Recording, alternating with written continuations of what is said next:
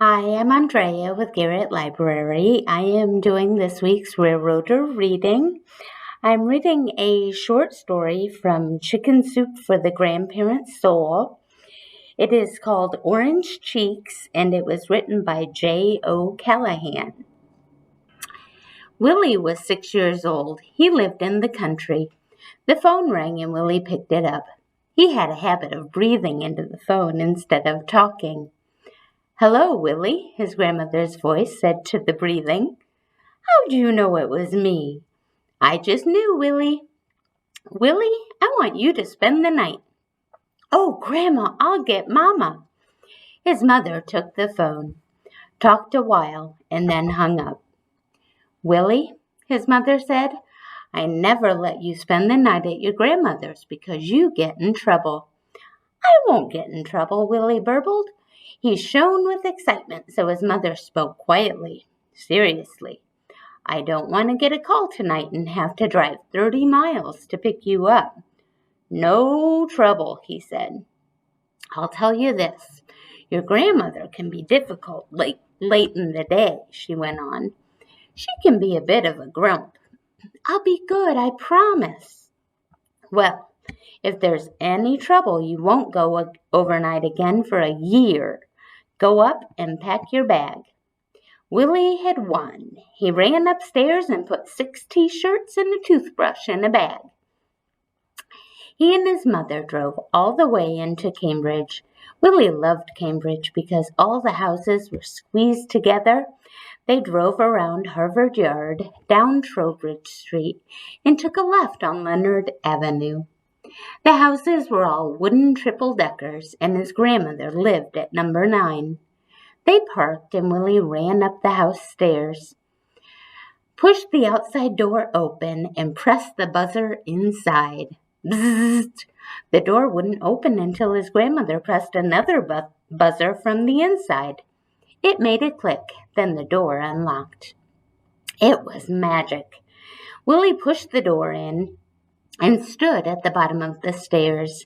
The stairs were narrow and dark and filled with wonderful smells of Grandmother's house. He could have spent the whole weekend right here, but his grandmother was standing at the head of the stairs calling him. "Come on up, Willie." "Here I come, Grandma," he sang out. He pushed up to the top, and his grandmother leaned down for a hug. He kissed her on those wrinkled, crinkled cheeks. He loved those cheeks, but never said anything about them. "You'll be in the guest room upstairs," his grandmother said. "There's a prize up there for you." "Thank you, Grandma," he said, hurrying up the stairs. His mother's voice caught up with him. "You remember what I said, Willie." "Don't worry, no trouble." When Willie ran into the guest room, he saw his grandmother had done something wonderful. She had pasted 6 large silver stars to the ceiling. He loved those. The prize lay on the table: 2 pieces of orange paper, a small pair of scissors, glue, and a sharp pencil. Willie took the scissors and cut 2 circles from the paper and put glue on the back of the circles. He pasted the circles to his cheeks. Now he had orange cheeks. Looking out the window, he saw his mother driving off. "Goodbye, Mama," he shouted with a victorious grin. He ran downstairs, and his grandmother had said just the right thing. "Wonderful cheeks." "Thank you, Grandma," he smiled, jouncing his shoulders. "We'll have tea in the dining room, but first I'll hang out Wash, and you'll go on an errand to Mr. Murchison's. You know him?" "The fruit man." "Yes, he's right next door. He's expecting you. Get 4 pounds of bananas. Here's $1. Do a good job." Willie went down the dark, narrow stairs, the secret stairs, to the fruit store. He had never gone on an errand by himself before. He bravely stepped into the old-fashioned fruit store. Dark. The floor was dark and wooden and oily. Mr. Murchison stood there. He was older than bananas, and he was curved like the bananas. Hello, Willie, he said in a long, dark voice. Your grandmother told me you were coming. Nice to see you again. He reached to the top of the banana rack. I've got 4 pounds of bananas for you. Willie shook his head back and forth. I don't want those. What's the trouble? Mr. Murchison asked. They're rotten. They're not rotten, Mustache Murchison insisted, laughing. They're ripe, the best way to have 'em. I want the yellow ones, Willie said. Mr. Murchison replaced the bananas and took yellow ones from the rack. Someday you'll know better, he growled. Think I know better now, Willie said. Mr. Murchison seemed to be chewing something distasteful. I like your cheeks, he finally grunted. Willie looked up. I like your cheeks, too. Willie took the bananas to the backyard where his grandmother was hanging clothes on the line. Good for you, Willie. You're a regular businessman. You go up and play till I finish, and we'll have tea. Willie was a businessman. To him, a businessman was someone who made pencil marks on the wall. Secret ones, but they were real. Willie went up and down the back stairway, making small pencil marks. Then he decided to make a secret mark in the dining room.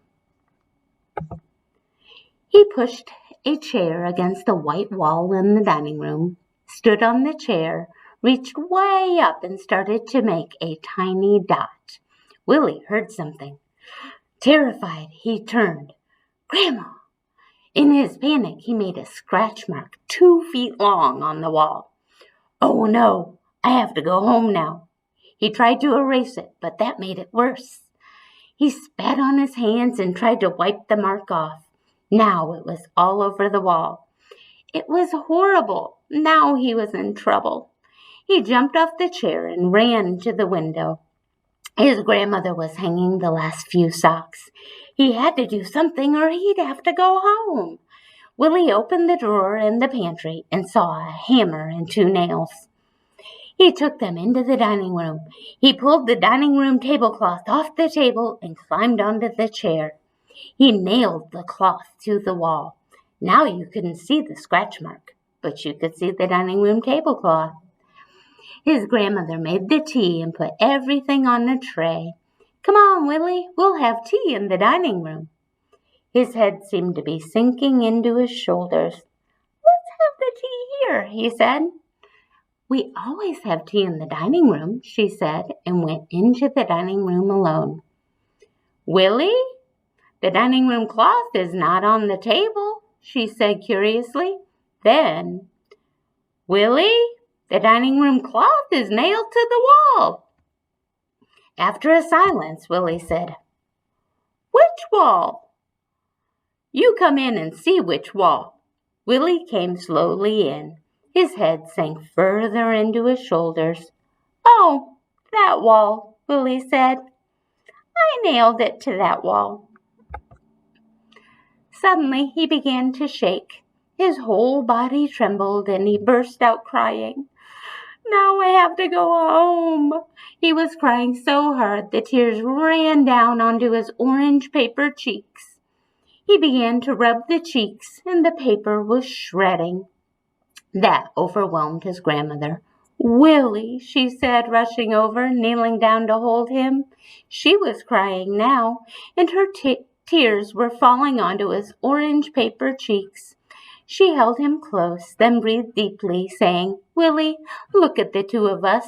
This is absurd. It's all right. No, it isn't, Willie sobbed. Now I have to go home. I can't come for a whole year. You don't have to go home, she said, standing and straightening her dress. It's perfectly all right. No, it isn't, Willie persisted. Mama says late in the day you're a grump. His grandmother's eyes opened rather wide. She does she? His grandmother's lips pursed in thought for what seemed forever. Well, I'll tell you this, Willie. Your mother's no prize either. They sat down at the table. Now we'll have tea, and then we'll take care of the wall. How many sugars, Willie? 5. 1, she corrected. The tea seemed to calm his whole body.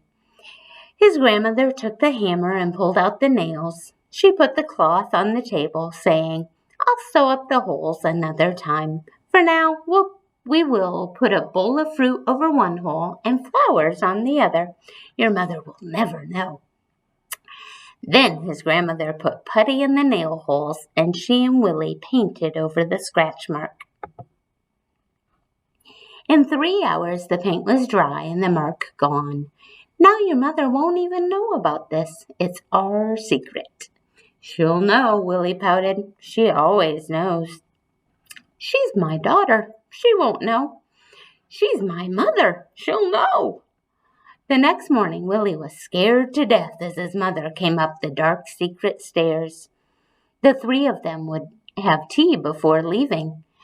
They sat at the dining table drinking tea. Willie was quiet as long as he could be.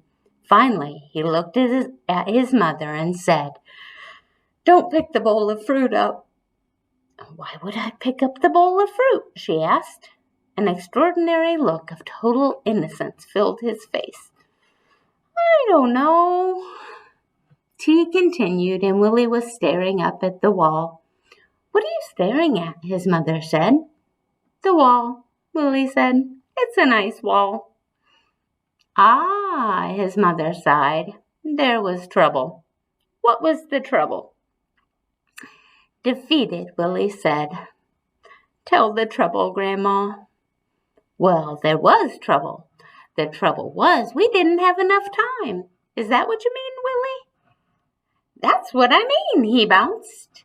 A few minutes later, his grandmother stooped over at the top of the stairs and kissed Willie on those wrinkled, cheeks. And then he and his mother went down the dark, narrow stairway with the wonderful smells. His mother didn't know what had happened. It was a secret. When he got home, Willie ran up to his room, unzipped his bag, and took out the orange paper. He cut 2 circles and put them in an envelope with a note saying, Dear Grandma, here's orange cheeks for you. Love, Willie. I thought that was really fun. I hope you enjoyed it, and I hope you have a great week. See ya.